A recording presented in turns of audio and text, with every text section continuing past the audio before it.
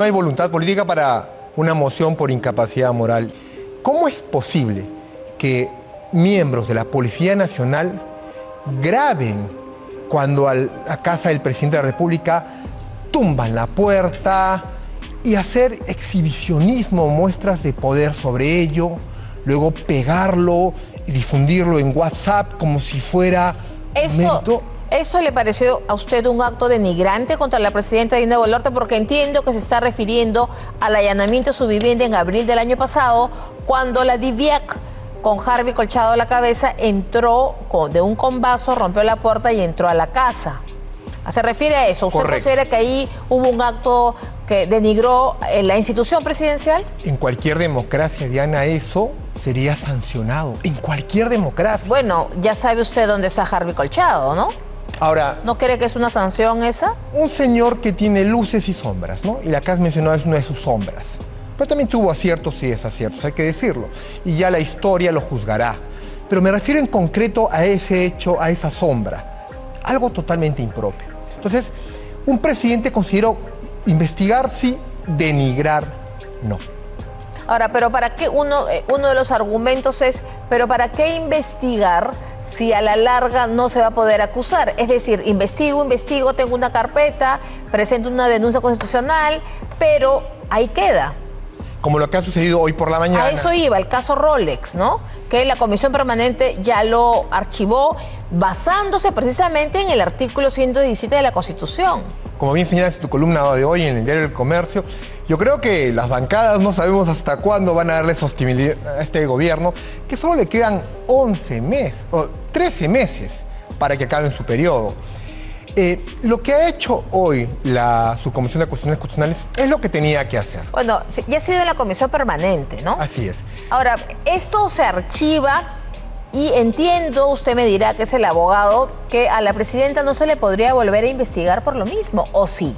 Sí, en tanto haya nuevas pruebas. Y creo que eso va a suceder. Cuando acabe este gobierno en los próximos 13 meses, habrá un nuevo parlamento con una nueva conformación de fuerzas políticas. Encontrarán cualquier otra nueva prueba y dalo por hecho que le va a suceder lo que al presidente Vizcarra y a otros. Entonces, con calma, creo que esto no es impunidad. Creo que los tiempos van a suceder poco a poco. Ahora, claro, es en la práctica lo que están haciendo, es decir, no están acusando, porque están, según lo dijo hace un rato la congresista Patricia Juárez, están aplicando lo que es el artículo 117 de la Constitución. Entiendo que hoy día la Comisión Permanente ha visto este informe que recomienda archivar, que ya se había visto antes en la subcomisión. Entonces están siguiendo, digamos, los pasos y no hay ninguna variación. Así es. Ahora también hay que decirlo, que las bancadas tendrían la facultad de recoger todos esos elementos de convicción, esas pruebas que ha presentado el fiscal de la Nación y convertirlos para sustentar una moción por incapacidad moral permanente. Si hubiese voluntad política, pero como tú señalas en tu comentario, no la hay. Entonces, ¿usted cree que no acusan porque están siguiendo, digamos, la Constitución, pero esos argumentos podrían dar pie a una vacancia? Si es que se juntan todos, digamos. Si es que hubiese voluntad política y hubiese los votos. Bueno, estamos hablando de lo que ha ocurrido hoy en el Congreso, pero sería bueno para nuestros televidentes darles a conocer algunos detalles de lo que hemos vivido hoy en la sesión de la Comisión Permanente. Tenemos la nota más adelante para verla, porque veamos la nota. La Comisión Permanente del Congreso ratificó el archivo de la denuncia constitucional contra la presidenta Dina Boluarte por el denominado caso Rolex. Ha sido aprobado el informe final de la Subcomisión de Acusaciones Constitucionales. En consecuencia, remítase al archivo la denuncia constitucional 492. 14 votos a favor respaldaron el informe final en una sesión donde la mayoría de los integrantes participó, una vez más de manera virtual. Por otro lado, la Comisión Permanente aprobó el informe final que recomienda acusar a la excongresista y exministra Betsy Chávez por la presunta comisión de los delitos de negociación incompatible o aprovechamiento indebido del cargo, al haber beneficiado presuntamente a los familiares de su expareja Antonio Sotelo, según reveló el programa Cuarto Poder en el 2022. El grupo de trabajo también aprobó el informe final que recomienda acusar e inhabilitar al exministro Heiner Alvarado por presuntamente haber favorecido intereses particulares mediante la adjudicación de obras públicas durante su gestión en el Ministerio de Vivienda. Además, la Comisión Permanente aprobó el informe final que recomienda acusar al expresidente del Jurado Nacional de Elecciones, Jorge Luis Salas Arenas, por presuntamente instigar el delito contra la administración pública en la modalidad de negociación incompatible o aprovechamiento indebido del cargo, al haber solicitado al entonces presidente de la Corte Superior de Justicia del Callao, Walter Ríos, la contratación de su secretario Pavel Cárdenas. En estos tres últimos casos, los informes finales deberán ser ratificados por el Pleno del Congreso. La Comisión Permanente también aprobó el archivamiento del informe final de la denuncia constitucional contra la legisladora de Alianza para el Progreso, Magali Ruiz, por el denominado caso Mochasueldos. Bueno, ha sido un día bastante ocupado para la Comisión Permanente del Congreso, pero lo más saltante ha sido, como decimos, el archivamiento del denominado caso Rolex, que es, recordarán ustedes, en abril del año pasado, cuando se allanó la casa de la presidenta. Doctor, entonces, ¿caso cerrado? No, esperemos. Bueno, parece que no hay voluntad política para una moción por incapacidad moral. Bueno, hay una moción en estos momentos corriendo firmas, la de la congresista Susel Paredes. Ahora es cierto que, como refieres, se pueden presentar mociones. Ahora, ¿en qué terminarán? No se sabe. Eso es lo que yo digo, ya que usted ha citado la columna de hoy en El Comercio. Lo que yo digo es que uno siempre sabe cómo empiezan las mociones de vacancia y nunca cómo terminan, porque uno puede pedir una moción de vacancia por un hecho concreto y luego los acontecimientos que en el Perú cambian de un día para otro pueden variar, ¿no? Salvando las diferencias, como el presidente del Consejo de Ministros reciente.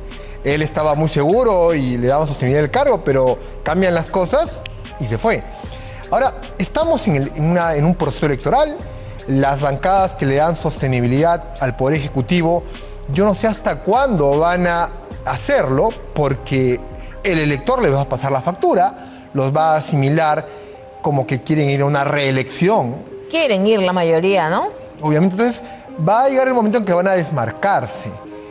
Ahí se verán los resultados. Ahora, esto aparentemente empodera a la presidenta Dina Boluarte, que ahora tiene una aprobación en muchos casos de 0% en algunas regiones.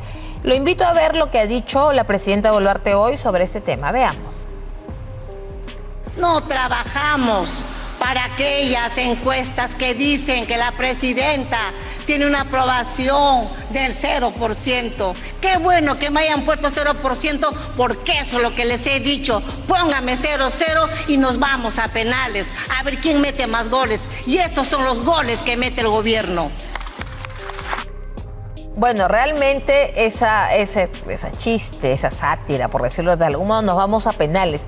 ¿Por qué se siente tan empoderada la presidenta cuando tiene 0% en regiones, cuando la verdad es que tiene cero transparencia, no deja, por ejemplo, que la población sepa lo de su sueldo?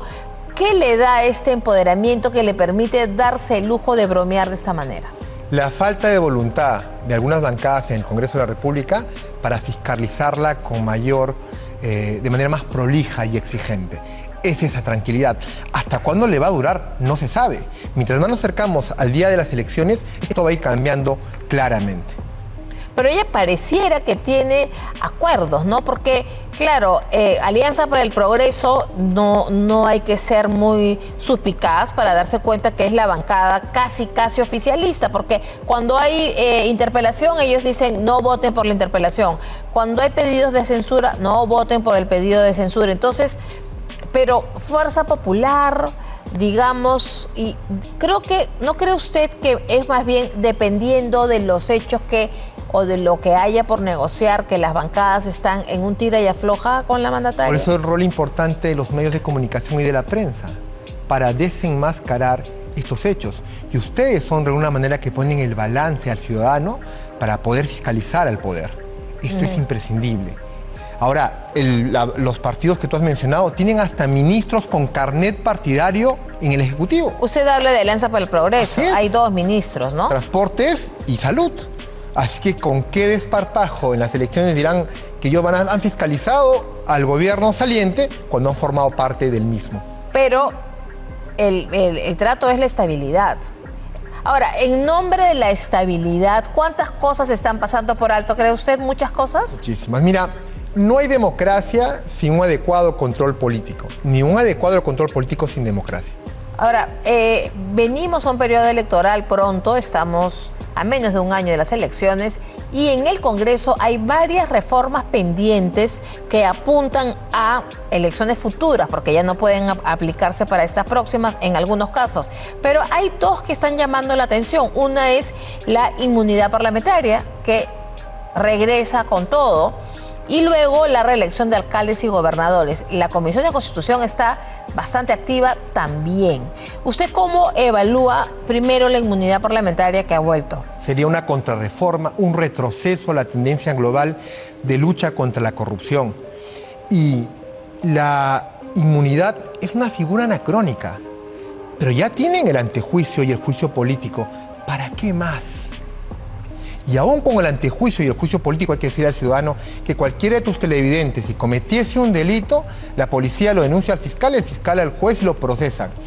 Pero los altos dignatarios de Estado, que están en el artículo 99 y 100 de la Constitución, como los ministros, congresistas, jueces, fiscales supremos y otros, si cometen un delito, antes de ir al Poder Judicial, tienen que pasar por el Congreso de la República. Pero eso es en caso de delitos de función, porque si es un delito común, encuentran mañana a un ministro en estado de ebriedad que atropella a una persona y le origina la muerte, ¿ahí también hay antejuicio? No lo hay. Pero entonces es para delitos de función. Pero la interpretación del Poder Judicial ha sido oscilante. Para delitos en general los han mandado al Congreso de la República. Pero aún así es una figura anacrónica. El caso del ex parlamentario Héctor Becerril, del ex congresista Luciana León y muchos otros han demorado muchísimos años.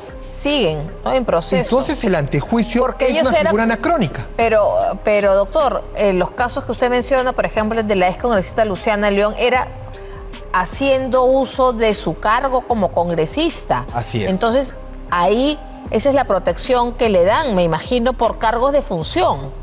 Delitos de función. El único caso que recuerde que valió la pena esta protección que tú refieres fue en el caso del congresista Víctor Andrés García Belaúnde, cuando se enfrentó a la mafia orellana. Pero no hay otros casos que lo justifiquen. Actualmente el ex juez supremo Inostroza sigue de vacaciones en el extranjero. En Bélgica. Sin que el Perú lo pueda extraditar, pese a los millones que se ha gastado en los abogados en el extranjero. ¿Por qué? Gracias al antejuicio. Como no lo podían detener, el hombre se fugó del país por Tumbes. Y hasta el día de hoy. Entonces, este caso Inostroza nos demuestra que muchas veces el antejuicio es impunidad. Peor aún si quieren retornar a la inmunidad. Sería gravísimo. Pero actualmente la hay, porque es parcial. Por ejemplo, así es. Todos los casos de los mochasueldos se dice, no hay inmunidad parlamentaria, pero sí hay. Porque los casos mochasueldos, por ejemplo, pasan por un antejuicio. Por el antejuicio. Así es. Y son archivados. Entonces, si ya tenemos el antejuicio, yo creo que... ¿para qué queremos más? Es realmente impropio. Ahora, yo no creo que el Parlamento... Tú sabes que la Constitución se reforma con 87 votos en una legislatura y en otra legislatura 87 votos. O si no, 66 votos en una legislatura y referéndum. Yo no creo que se atrevan a pasar esta reforma por referéndum, porque perderían. No, pero podrían tener los votos. Porque muchos de ellos otra vez, si bien es cierto, esta reforma no va a aplicar al actual Congreso, sí al próximo. Y aspiran a ser reelectos, ¿no? Claro, algunos aspiran a ser senadores incluso, ¿no? Pero hay otra reforma importantísima, que es la reelección de alcaldes y gobernadores. Mira, yo a contracorriente de muchos discrepo de esto, porque no está de acuerdo con la reelección. En el Perú el 100% de alcaldes y gobernadores regionales, la tasa de reelección era un 26%, pero y los casos más graves de corrupción en el Perú eran de aquellas autoridades que estaban muchos años en el cargo. El caso gobernador de Ancash, gobernador de Tumbes y muchos más. Los alcaldes también, teníamos en Chorrillos un alcalde que estaba 20 años y muchos. De manera irresponsable se dice, hay que dejarlo un primer periodo para que aprenda y el segundo periodo lo hará bien. No va a aprender al cargo. Dirigir la vida de los vecinos o de los ciudadanos no es una academia preuniversitaria. Por favor, no es para aprender, es para solucionar los problemas de los vecinos. Y solo deben postular los más preparados. Entonces, ¿usted no está de acuerdo en que sea una reelección por única vez? Es decir, uno es alcalde y es reelegido por un periodo más y luego se va. Uno de los principios de la democracia es la alternancia en el poder. Ahora eso no evita que un buen alcalde distrital luego postule a ser alcalde provincial y luego gobernador regional y luego diputado, senador o presidente. Es una carrera política. Correcto, que desgraciadamente, como muy bien señalas. Que desgraciadamente en el Perú no existen. Algunos sí, algunos sí. Y te vas a dar cuenta de los pocos parlamentarios que son eficientes, son los que tienen una trayectoria detrás, regidores o alcaldes. Pero otra vez vamos con el tema de que de modo populista, en el referéndum que promovió Martín Vizcarra en el año 2018, se eliminó la reelección parlamentaria y hemos perdido experiencia en el Parlamento. Todos son nuevos. No toda reelección es mala, hay que distinguir un alcalde y un gobernador que manejan un pliego presupuestal de millones de recursos públicos con un parlamentario que solo maneja su presupuesto de su remuneración, no más.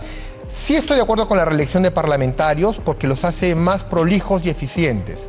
Parlamentarios, reelección, sí. No manejan, no son titulares de pliego presupuestal. Pero un alcalde y un gobernador manejan millones de los ciudadanos y el riesgo es que usen esos recursos para su campaña de reelección. Bueno, eso es un tema a discutir y sin duda se verá ya en el Pleno. Muchísimas gracias, doctora Alejandra Rospigliosi, como siempre.